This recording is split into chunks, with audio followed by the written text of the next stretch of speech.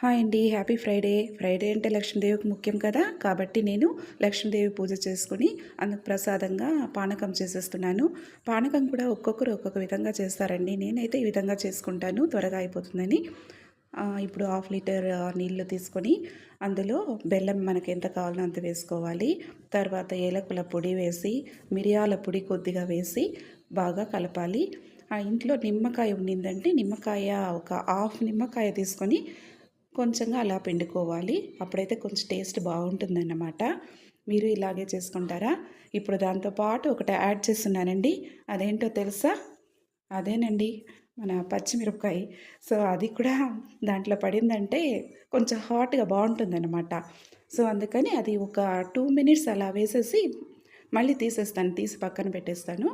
So ఇప్పుడైతే దేవునికి నైవేద్యంగా పెడతామని పెడుతున్నాను. సో ప్రసాదంగా పెట్టే అన్ని రకాల్లో తులసి దళం ఉండాలండి.